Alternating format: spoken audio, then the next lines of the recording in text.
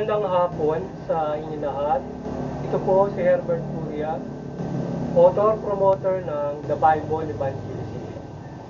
Kakibat ang ating pananalig sa Panginoon Diyos, banal na Panginoon sa Kristo at kabay ng kaliwanagan ng Banal na Santa Maria, ay ating po ibinabahagi sa inyo sa linggong ito, ang mensahe ng ating banal na Panginoon Diyos. Ang tema ng mensahe ng ating banal na Panginoon Diyos ay Let humble to God, through Jesus Christ. Ngayon, babasahin ko po sa inyo ang mga mensahe ito.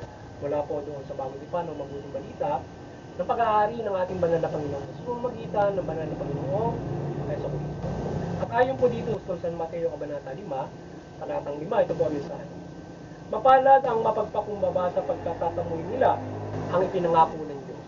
Pagpatuloy po natin kay Apostol San Mateo pa rin, Kabanata 18, talatang 4, ito po ang mensahe. Ang sino pakababa na gaya ng batang ito ay siyang pinakadakila sa mga pinag-aharian ng Diyos. At ipagpatuloy po natin kay Apostol San Mateo Kabanata 23, talatang 11 hanggang 12, ito po yung mensahe. Ang pinakadakila sa inyo ay dapat maging lingkod ninyo. Ang nagpapakataas ay ibababa at ang nagpapakababa ay itataas. Pagpatuloy po natin sa unang Korinto Kabanata 1, talatang 20 hanggang 30, ito po yung mensahe. Ang mga tinuturing na hamak, walang halaga at walang kabuluhan sa sanlibutan. Sanlibutan ito, upang pawalang halaga ang mga tinuturing na dakila sa sanlibutan, kaya walang maaaring magpalaki sa harapan ng Diyos. Pagpatuloy po natin sa Pilipos, Kabanata 2, talatang 3 hanggang 5. Ito po ang mensahe. Huwag kayong gagawa ng anumang bagay dahil lamang sa mga ninyong bagkus ay magpakababa kayo at huwag ibalagay na kayo kay sa iba. Malasakit ninyo ang kapakanan ng iba, hindi lamang iyong sarili. Magpakababa kayo mula ni Kristo. Pag-ulit ng mga taga-Hebreo Kabanata 3, talatang 15. Mga mensahe. Kaya lagi kayo magandong ng hain ng pag-ulit sa Diyos kung mamita ni Jesus. Pag-upuli nagpapayag ng ating pagkilala sa kanyang pangalan. Ito po ang mga salita ng Diyos sa niya sa ating ito, sa ating bahagi ng Mabuting Balita ng The Bible Evangelism. Pasalamatan po natin ang ating banal na Panginoon.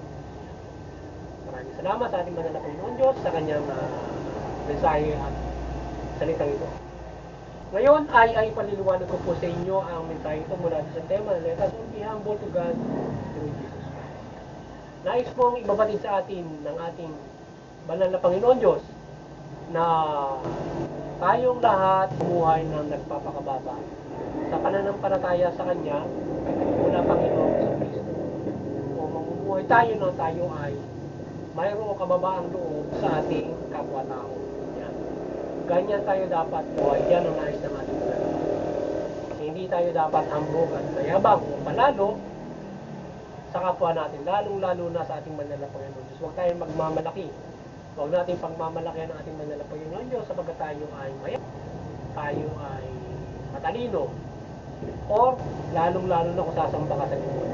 Kung sino mang sinasamba mo o pinaniniwalaan mo sapagkat ang Diyos ang may dalang ng lahat. Siya ang lumalang ng lahat at sa Kanya ang lahat. Maging tayo. Kaya tayo ay dapat na magpakumbaba sa Kanya at kilalanin natin ang Diyos bilang bilang Diyos na may lalang. Sumampalataya tayo sa Kanya sa pamamagitan ng bugtong na anak na Kanyang sinugo para manampalataya tayo sa Kanya. So magpakababa din tayo sa Panginoon sa Kristo bilang nais niya na gawin natin ating hari para tayo sa Kanya. So magpakababa tayo sa Panginoon sa Kristo gaya ng ginawa ng mga haring mago at noong mga pastol na mula sa mataas ang mababa ay nagpakababa sa Kanya, waring pagpapakababa ng ating banal na Panginoon sa Kristo upang tayo ay isalba sa ating pagkakasala mula doon sa Kanyang pagsilang hanggang sa Kanyang kamatayan. Siya ay nagpakumbaba na tayo ay pagsilbihan. Wala siya isabsaban o namuhay siya ng payak sa pamumuhay na ito. At hindi siya namuhay bilang may maringan na kasuotan na nagmula sa kaharian. O parang kukumpara natin ay nakituloy sa bahay ng dampa at hindi doon sa bahay ng kaharian. Kaya dapat tayo ay magpasalamat yung mga mahirap sapagkat sila ay nakituloy Sapagat ang Diyos ay nagtimoy sa ating dampa. O pangunahin siya ay nakisama sa ating mahirap upang ang mundo ay gabayan niya at iligtas niya sa kapahamakan. O iligtas niya sa kapangyarihan ng demonyo at ating mga nagiging pagkakasala gawa ng mga demonyo o sa buhay. Kaya tayo ay mamuhay ng may kababaang loob at maging mapagpakumbaba tayo sa ating banal na Panginoon Jesucristo. Siya ay ating pananampalatayaan sa pananampalataya natin sa Panginoon. Magpakumbaba tayo sa Panginoon Jesucristo kagaya ng Haring Bago. Kaya tayo ay walang dapat ipagmalaki sa Panginoon Jesucristo at Panginoon. Tayo ay maging mababang loob sa Kanya. At magkain tayo lagi ng papuri sa ating banal na Panginoon. Mula sa pagkilala natin sa ating banal na Panginoon Jesucristo. Kaya hindi magkain tayo ng papuri sa ating banal na Panginoon Jesucristo bilang pagkilala natin sa Kanya at pagkilala natin sa Panginoon. Yan ang nais ng ating banal na pamumuhay na dapat natin gawin. Kaya lalong-lalo na yung mga nasa pamahalaan, huwag kayong mapagmalaki bilang lingkod bilang naglilingkod na pinuno sa mga inyo nasasalupan. Hindi kayo ay magpakababagdulan ng Panginoon sa Kristo na bilang Panginoon natin, bilang Hari, siya ay naglingkod sa atin na tayo ay kanyang gabayan, tayo ay kanyang magsilbihan na tayo ay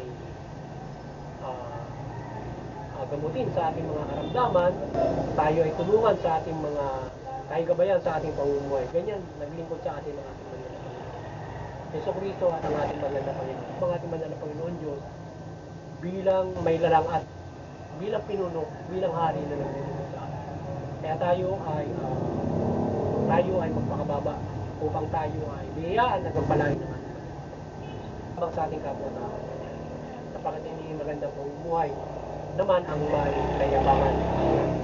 Lalo na kung ikaw ay pagpalain ng Diyos na ilakulok sa gobyerno o ikaw ay bigyan ng pagpapala sa iyong pagsisikap, huwag maging mayabang. Na kapag ka ikaw ay nabigyan na ng pagpapala, ay yumayabang at nagiging palalo. So huwag tayo maging gano'n. Patuloy tayo maging mababa sa ating banal na Panginoon para tayo bigyan ng puwang sa pamahalaan at magandang pamumuhay. Sa ngayon, kung tayo ay mababang loob na nagkakaroon tayo ng mahusay na pagsasamahan. Yan. So ngayon ay sana nagabayan naman kayo ng The Bible Evangelization sa inyong spiritual na pamumuhay at kayo ay magkaroon malaking pag-asa sa kaligtasang spiritual. At tayo ay nananampalataya, nagabayan tayo ng ating banal na Santa Maria ng pagmimilagro ng kanyang kaliwanagan sa pagbabahaging ito ng salita ng Diyos dito sa ating evangelization. Tayo ay magliwanagan ng ating banal na Santa Maria sa pagbabahaging ito ng kanyang mga pagkaan, mga pagkakataon bilang gabay ng ating banal na Panginoon. At gabayan tayo ng banal na Panginoon Diyos mula sa banal na Santa Maria at iba't ibang niyang mga gabay sa atin. Higit sa lahat ay ating pakinggan ang mabuting balita sa pagkakagabay sa ating kaligtasan. Yan, sa pananampalataya ng Panginoon Diyos mula Panginoong Jesucristo. At doon sa Interfaith Unity, maliwanagan yung bawat mga reliyon. At tayo magkaisa at mabuklod. Karoon tayo ng kapayapaan at magkakaisa sa lahat at mag-unawaan tayo. Hindi tayo magkaroon ng kabuluhan at higmaan, karahasan sa ating iba't ibang mga paniniwala. Maging walang paniniwala. Magkaisa tayo rin sa Interfaith Unity. Sa mga CBCP, sa CBCP and Vatican Church, kayo maliwanagan ni Banal Santa Maria at inyong patuloy na pagbuklurin yung sangkatauhan sa pananampalataya sa Panginoon Diyos mula Panginoon Jesucristo at mabuti. At sa ating munting kakayanan ay patuloy nating mapagbuklod ang sangkatauhan sa pananampalataya sa Diyos mula Panginoon Jesucristo mula sa mabuting balita at sa tulong at gabay ng ating banal na pamilya sa kanyang kaliwanagan. At doon sa mga kapamalaan, kayo maliwanagan ng Banal na Santa Maria at kayo ay mamahala ng mabuti, matuloy at makatarungan at tugunin niyo yung karapatang pantao. Maliwanag, bawat mga kapamalaan mula sa bansang Pilipinas at inyong tugunin ang karapatang pantao. Yan. At doon sa aming parokya sa Infanta Quezon, kayo ay patuloy na magabayan ng kaliwanagan ng Banal na Santa Maria, patuloy na pagbuklurin yung mamamayan ng Infanta Quezon sa pananampalataya sa ating Panginoon Diyos, mula Panginoong Jesucristo ang mabuting balita. At doon sa aming lokal na pamahalaan at lokal na PNP kay maliwanagan ni Bandan Santa Maria, patuloy kayong mamahala ng mabuti, matuwid at makatarungan. Yan. At inyong pairami inyong karapatang tao.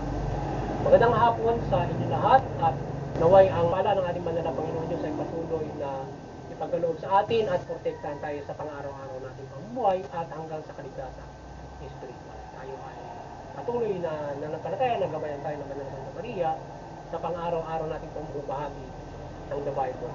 Session po sa salita. Magandang hapon sa inyo lahat at